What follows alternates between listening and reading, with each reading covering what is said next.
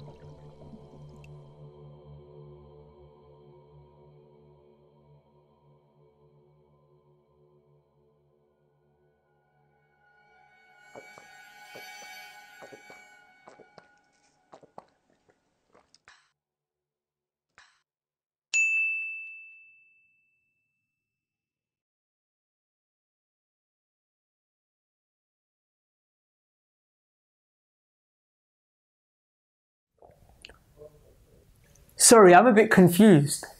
What on earth do you look so grossed out for? On atheism, there's nothing wrong with drinking your dad's sperm. You don't believe me? Look, let's break it down. There is no consequences, morally speaking, according to you guys, because it's not harming anyone and there's no risk. And secondly speaking, sperm's got nutritional value. So go drink your dad's sperm, man. What are you waiting for? But you're not going to, are you? But why? I can understand how you're quite confused right now because your worldview should make you feel comfortable with drinking sperm. But hold up, you feel like, that's gross, I don't want to drink my dad's sperm. Then could there be something wrong with your worldview? Let's discuss that. Alhamdulillah, wassalatu wassalam ala rasulillah sallallahu alayhi wasallam wa ba'd. Okay, so we have morals, we have good, we have bad, we have what we ought to do, we have what we ought not to do. Where did our morals come from? They didn't come from nothing, did they? Because look, we're smart now.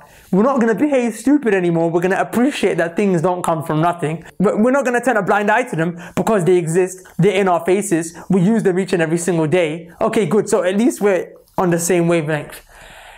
Okay, what are the explanations that atheists used to give for where our morals came from? Number one, evolution. But then we came to realize, just by using our brains a teeny tiny bit, that evolution doesn't care about moral value, it cares about survival value.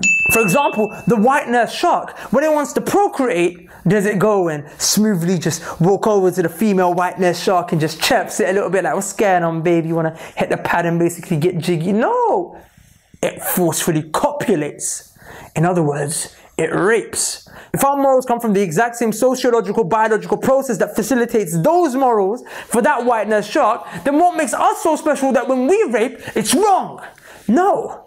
If that's where our morals come from, rape, murder, theft, all these things, at the most you could say are socially unconventional. The same way it is socially unconventional for a woman to wear Ronald McDonald lipstick when she goes to the club, or for a man to sit at a dinner table and fart, or for a guy to go play a game of football with his tuxedo on. You can't say these things are evil, they're wrong, he ought not to do this, or she ought not to do that. The most you can say is, I wouldn't, but if you really want to do that, then go for it. I'm not going to murder him, but if you want to murder him, that's up to you. To each their own. Potato, potato, tomato, tomato. But we realize that that doesn't work, and evolution basically leaves us with that. So evolution flies out the window. The second explanation that we have is Wait for it.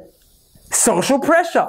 But social pressure basically means that we believe things are good and bad, morally speaking, on the basis of what society tells us. But if that's the case, then that means you have to accept that when Hitler and his Nazis were doing what they were doing to the Jews, in other words, putting them in concentration camps, gas chambers with Zyklon B, when they were doing that at the time, because social pressure made them feel that it was the norm, morally speaking, it was the thing that they ought to do, that means you have to admit that at the time there was nothing wrong with what Hitler was doing.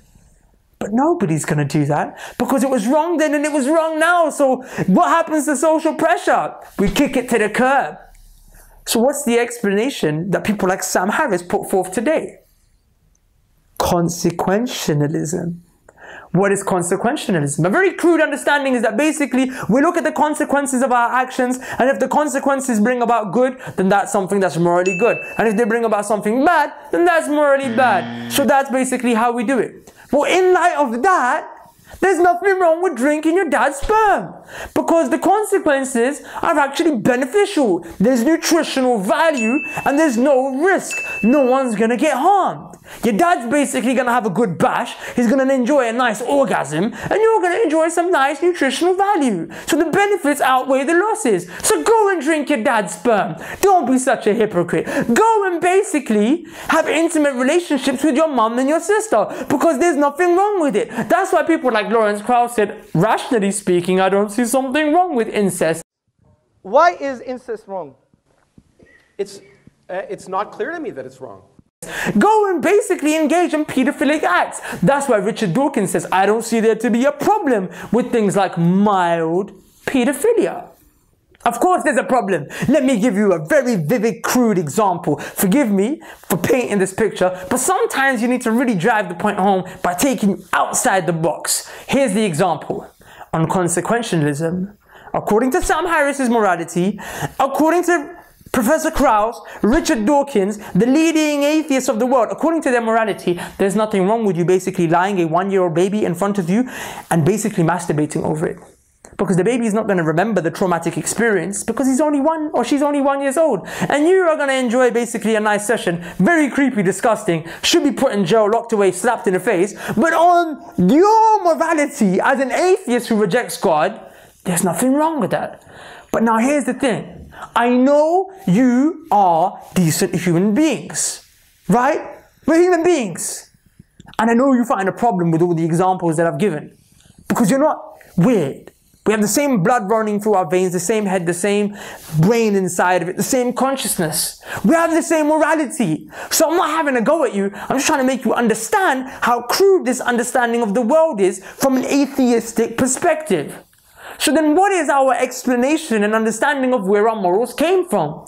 My dear beloved friends, brothers and sisters, the only explanation for where our morals came from is that they are grounded and anchored and based and founded upon a higher moral agent that instilled them to us. Because society doesn't dictate them, evolution sure as hell doesn't, and consequences of our actions, rational thought process like that sure as hell doesn't. The only option we're left is that Allah instilled these morals inside of us from when we were born.